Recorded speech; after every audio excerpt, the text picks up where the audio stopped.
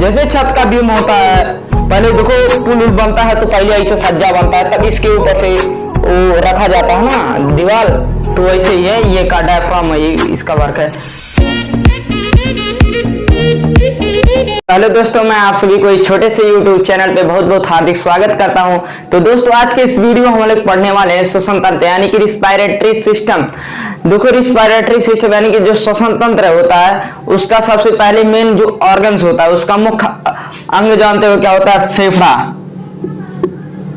फेफड़ा है, इसको फुफ्फुस या लंग्स भी बोलते हैं, इंग्लिश में लंग्स और इसको हिंदी में फुफ्फुस बोलते हैं, यानी कि उर्दू भाषा है। तो जो है एक पूरा फेफड़ा है। अब देखो, जो श्वसन तंत्र होता है उसमें कई सारे ऑर्गन्स यानी कि अंग मिले होते हैं। तो देखो, जो अंग होते हैं, सबसे पहला नसिका, स्वर नली, श्वास नली, कुटिकाएं, श्वसनिकाएं, श्वसनी इत्यादि मिलके क्या बनाती हैं? एक जटिल वायु मार्ग बनाती है। जटिल वायु मार्ग और उससे मिलके क्या बनाती है? श्वसन तंत्र बनाती है। अब जो श्वसन तंत्र का फर्स्ट है, जो पहला भाग होता है, वो क्या होता है? हमारा नसिका। देखो, इसका पहला भाग है नसिका। मान लिया इसे टेम्परेरी बना दिए हैं चित्र, तो ये नसिका आपने मान लिया। अब देखो, नसिका से जो वायु जाएगी, नसिका से वायु, नसिका से भी वायु जाती है और हमारे माउथ यानी कि मुख से भी वायु जाती है हमारे बॉडी के अंदर। तो नसिका से पहले वायु जाएगी, मुख से भी जाएगी, लेकिन यहाँ इंपॉर्टेंट श्वसन तंत्र में हमको नसिका यानी कि नोज पढ़ना है। देखो, हाँ, तो ये वायु गया, नसिका के द्वारा हम शरीर के बाहर से वायु को ग्रहण करते हैं। अब देखो, नसिका के अंदर छोटे छोटे बाल पाए जाते हैं। क्या बाल? ऐसे छोटे छोटे ऐसे ऐसे बाल पाए जाते हैं, होते ना, आप लोग देखो नसिका के अंदर बाल होते हैं। और नसिका क्या करती है? वायु को फिल्टर यानी कि वायु से धूल इत्यादि अशुद्धियों को छान कर यानी कि अलग कर देती हैं, फिल्टर कर देती हैं, जिससे कि हमारे अंदर पहुंच ना पाए। क्योंकि अंदर पहुंचेगा तो जर्म्स पहुंचेगा, तो हम लोग को जानते हो फेफड़ा में दिक्कत आएगा, कफ ऑफ जमेगा, यही सब होगा। जब यहाँ से श्वसन ग्रसनी में आएगा, एक ग्रसनी है, क्या ग्रसनी, और यहीं पे होता है एपिग्लॉटिस, एपिग्लॉटिस है। तो ग्रसनी में जैसे ही वायु आया, तो वो ग्रसनी में वायु और भोजन दोनों पहुंचता है। मुख्य जब हमने पढ़ा था डाइजेस्टिव यानी कि पाचन से, तो ग्रसनी एक यहाँ पे काफी इंपॉर्टेंट क्वेश्चन बनता है, वह कौन सा अंग है जो पाचन तंत्र व श्वसन तंत्र दोनों में भाग लेता है? तो आप लोग ग्रसनी यानी कि फेरिनेक्स तुरंत मार देना, फेरिनेक्स तुरंत टिक मार देना, फेरिनेक्स काफी इंपॉर्टेंट है। देखो, ग्रसनी में मुख से भोजन व नसिका से वायु दोनों पहुंचता है। और यहाँ देखो, और जो भोजन होता है वो पाचन के लिए चला जाता है, और जो श्वास होता है वायु वो फेफड़े में चले आता है।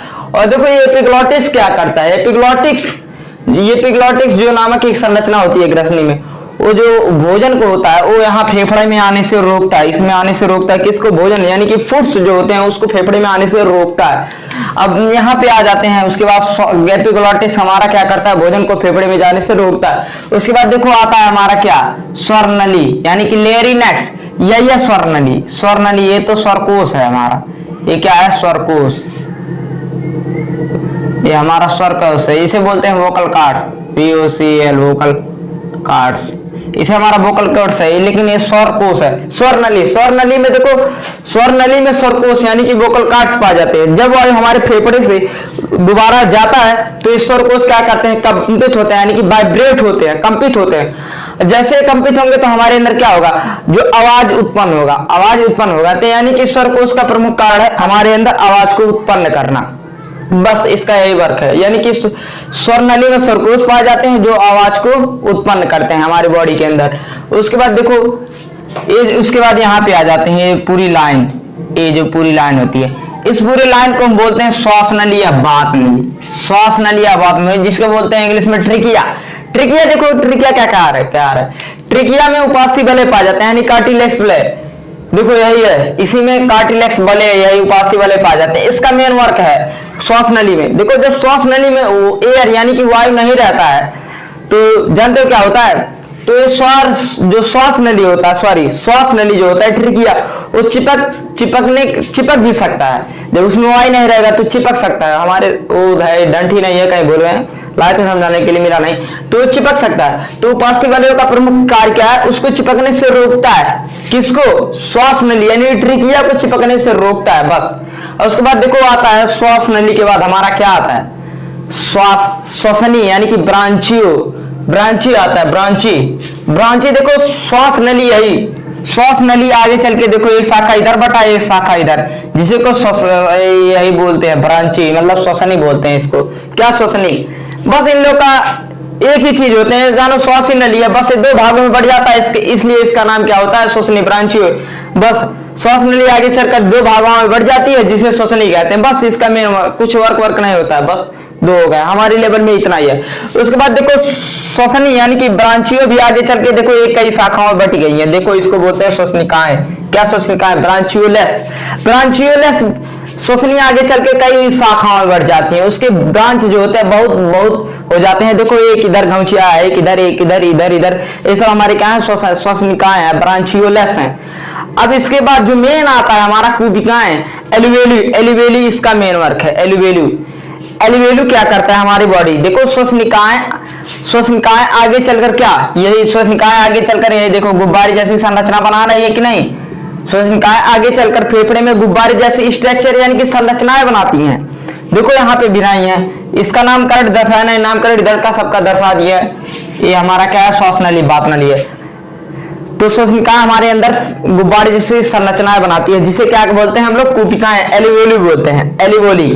अब देखो ये कुबिकाएं का मेन वर्क क्या है? यह कोशिका को एक सतह उपलब्ध कराती है जिसमें से गैसों का आदान प्रदान होता है कि यहीं पे ऑक्सीजन आके रुकेगा। इसी के भित्ति पर क्या पाया जाता है? रुधिर वाहिकाओं का जाल। किसका? रुधिर वाहिका का जाल, रुधिर वाहिका का जाल,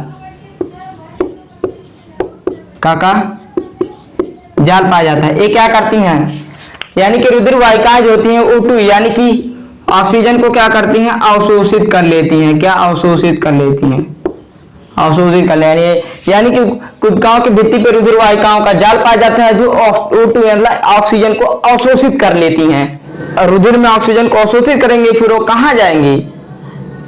पल्मोनरी शिराओं के माध्यम से, पल्मोनरी शिराओं के माध्यम से बाएं अलिंद में जाएगी। उसके बाद वहां से पंप की पूरी बॉडी के अंदर फैलेगी। तो इसके बाद जो हमारा नेक्स्ट टॉपिक है वो क्या है? हार्ट। मानव हार्ट यानी कि मानव हृदय। तो आप लोग को समझ में आ गया होगा। देखो डायफ्राम का क्या वर्क होता है? डायफ्राम पे ही हार्ट हमारा टिका रहता है, अरे सॉरी लंग्स हमारा टिका रहता है। डायफ्राम पे लंग्स, फेफड़ा जो है फुफ्फुस, वो टिका रहता है। जब हमारे अंदर से बलगम वलगम निकलना रहता है, कफ तो ऐसे निकलता है, तो थोड़ा इस पे प्रेशर ना आए ना, इसी वजह से मोटा भगाक से तुरंत बलगम वलगम बाहर आ जाता है, कफ थोक होता है इसी के प्रभाव के कारण। जैसे छत का बीम होता है, पहले देखो पुल बनता है तो पहले ऐसे सज्जा बनता है, तब इसके ऊपर से वो रखा जाता है ना दीवार, तो ऐसे ही है ये का डायफ्राम है, इसका वर्क है। देखो बहुत से लोग बच्चे हो ना, वो मानो हार्ट पे डायफ्राम बनाते हैं, तो ये गलत है। मानो हार्ट पे नहीं, मानो लंग्स पे डायफ्राम रहता है, डायफ्राम। अब यानी कि कुबिकाएं इसमें मेन है, कुबिकाएं मेन है, श्वास नली मेन है, श्वसनिकाएं श्वसनी तो इसमें कुछ होता नहीं है, बस ये वायु को पहुंचाती हैं। और इसमें एपिग्लॉटिस का काफी ज्यादा इंपॉर्टेंस है, काफी इंपॉर्टेंट है एपिग्लॉटिस, यानी कि ये भोजन को श्वास नली में जाने से रोकता है। और ग्रसनी, देखो ग्रसनी भी काफी इंपॉर्टेंट है, शॉर्ट में कॉम्पिटिटिव में एक क्वेश्चन पूछा जाता है। वह कौन सा अंग है, वह कौन सा भाग है जो श्वास पाचन तंत्र और श्वसन तंत्र में दोनों आता है? तो हमारा ग्रसनी यानी कि फेरिनेक्स है, फेरिनेक्स। समझ रहे हो? होप कि आप सभी को वीडियो पसंद आई गाइस। अगर वीडियो पसंद है प्लीज चैनल को सब्सक्राइब कर देना। अगर आप लोग को हमारा पढ़ाया हुआ समझ में आया तो प्लीज कमेंट भी करिए। और मिलते हैं एक ऐसे वीडियो के साथ। इसके बाद जो हमारा वीडियो है हार्ट यानी कि ह्यूमन हार्ट, मानव हृदय है, तो उसको हम लोग पढ़ते हैं। तब तक के लिए जय हिंद, वंदे मातरम, टाटा बाय।